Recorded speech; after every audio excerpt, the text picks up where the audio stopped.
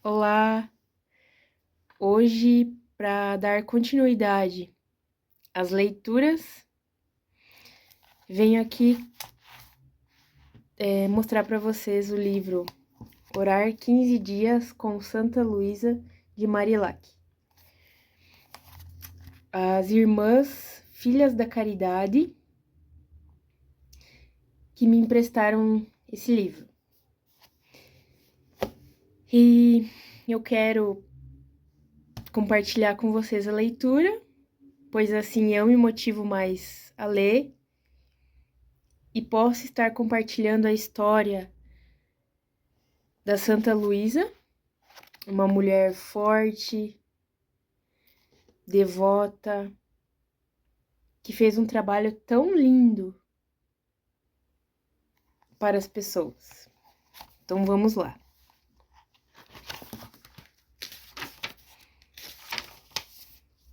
Quem é esta mulher? A família de Marillac ocupa um lugar importante no reino da França.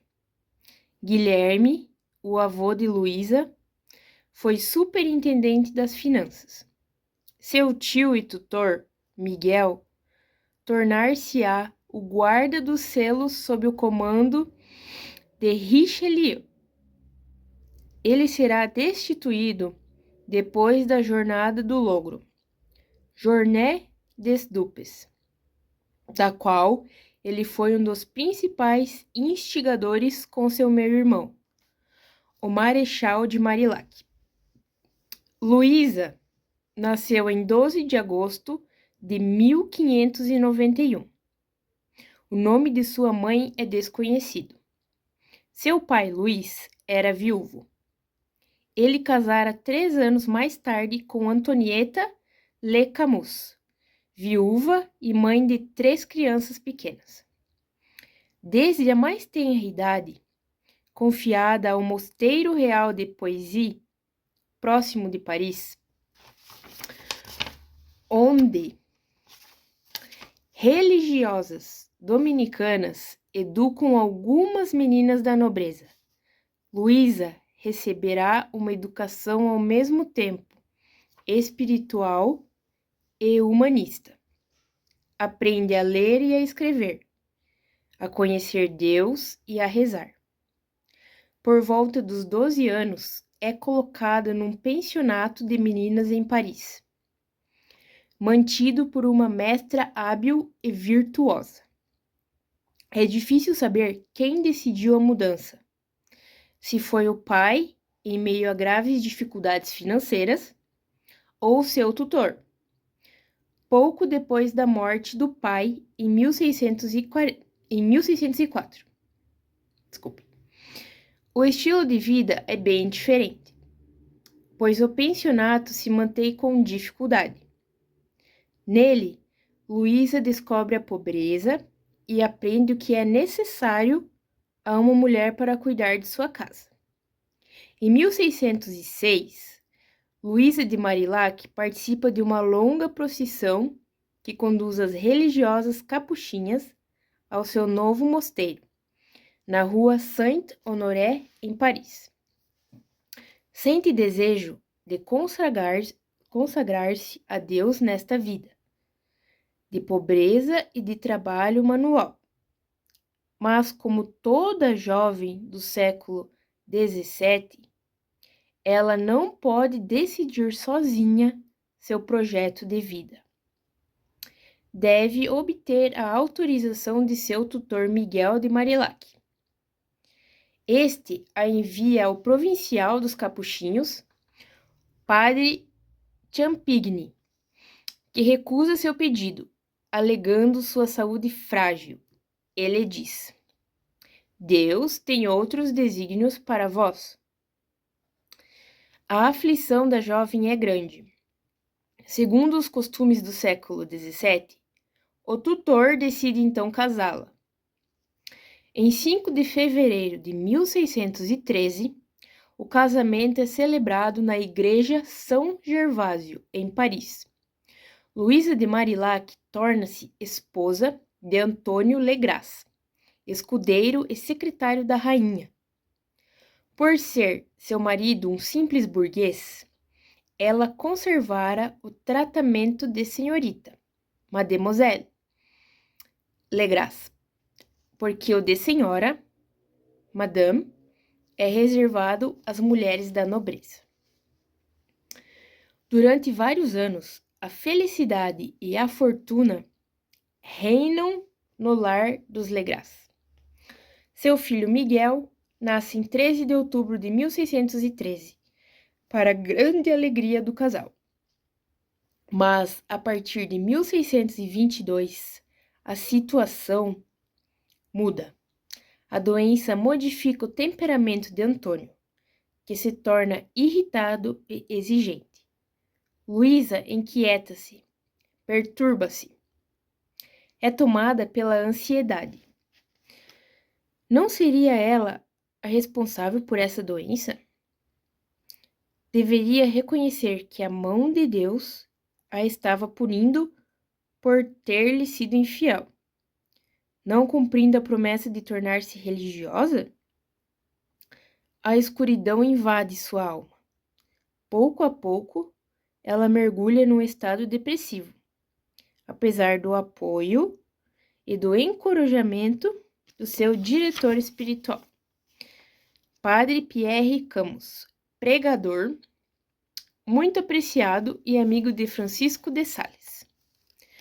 No domingo, 4 de junho de 1623, Luísa vive uma experiência muito particular. A luz de Deus se manifesta a ela no dia de Pentecostes. De repente, fui esclarecida de minhas dúvidas. Deus substituiu por certezas as dúvidas que a oprimiam há meses. Ela pensava em abandonar o marido doente e compreende que deve permanecer junto dele, pois mais do que nunca ele necessitava dela. Ela se culpava de infidelidade, já que havia prometido consagrar-se a Deus no mosteiro das religiosas capuchinhas, e entende que um dia lhe seria permitido doar-se a Deus para servir os pobres e viver numa comunidade de estilo novo. Ela começava até a duvidar da existência de Deus. E a luz recebida consolida sua fé. Com amor e ternura, acompanha o marido até sua morte, ocorrida em 12 de dezembro de 1625. Sua situação financeira se abala, pois era o marido quem assegurava o sustento da família. Forçada a deixar sua casa situada perto da igreja de São Nicolau dos Campos, aluga uma residência na rua São Vítor, perto do Colégio des Bons Enfants, onde reside Padre Vicente de Paulo, seu novo diretor espiritual. O engajamento de Luísa de Marillac nas confrarias da caridade, associações caritativas fundadas em 1617 por Vicente de Paulo, leva a preocupar-se com os outros e a sair de si mesma. Padre Vicente, descobrindo toda a riqueza de sua personalidade, fez dela sua colaboradora na obra das confrarias.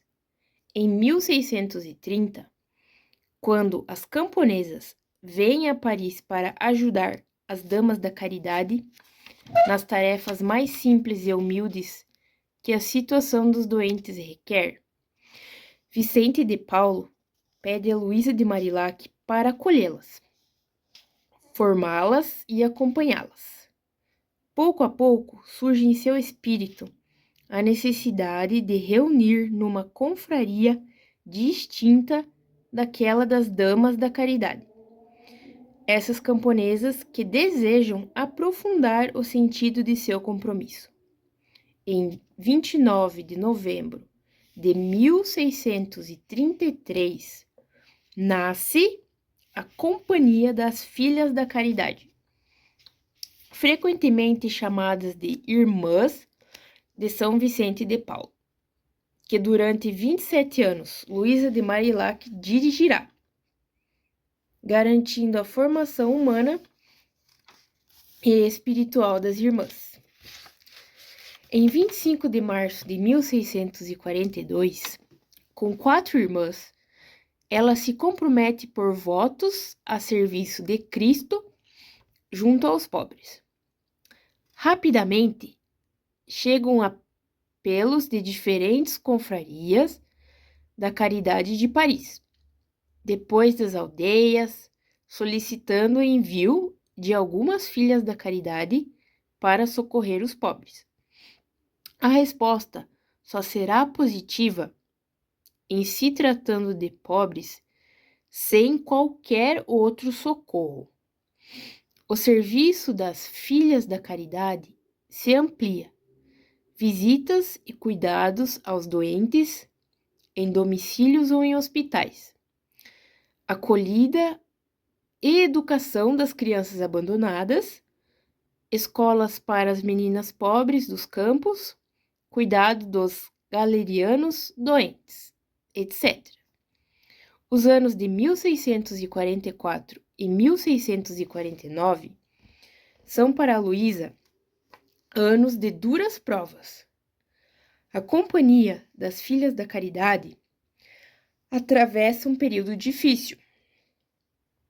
Saída de numerosas irmãs, fracasso de algumas implantações da comunidade. Luísa de Marillac julgava-se profundamente responsável por todas essas desgraças. Além disso, seu filho Miguel, que se preparava para ser padre, desaparece sem deixar vestígios. Partira para viver com mulheres. Que preocupação para essa chorosa mãe. Em janeiro de 1650, o casamento de Miguel lhe traz paz e a alegria de ser avó da pequena Luísa Renata, que nasce em outubro de 1651. A Guerra Civil da Fronda, de 1648 a 1652, provoca uma multiplicidade de pobrezas, massacres, estupros, roubos de colheitas, provocando dificuldades de abastecimento. Em Paris, sopas populares são organizadas. Numerosas crianças órfãs vagam nas ruas e campos, sem nenhum auxílio. Lugares de acolhida são abertos para recebê-las. Com a retomada da guerra com a Espanha em 1653, a rainha Ana da Áustria pede o envio de filhas da caridade aos campos de batalha para cuidar dos feridos e agonizantes. A oração e a meditação de Luísa de Marillac são orientadas para Jesus Cristo, homem vivo no meio dos homens. Por sua vida, sua morte e sua ressurreição, Jesus proclamou seu amor por todo homem.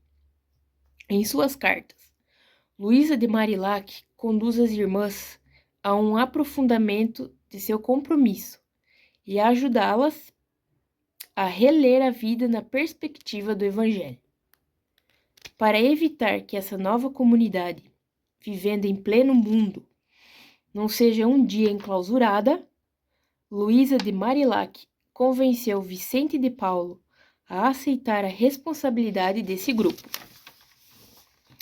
subtraindo assim a jurisdição dos bispos.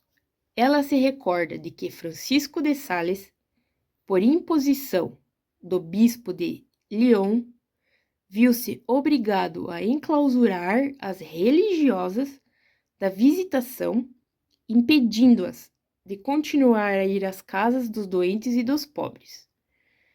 Em 15 de março de 1660, alguns meses antes de Vicente de Paulo, Luísa de Marillac morre.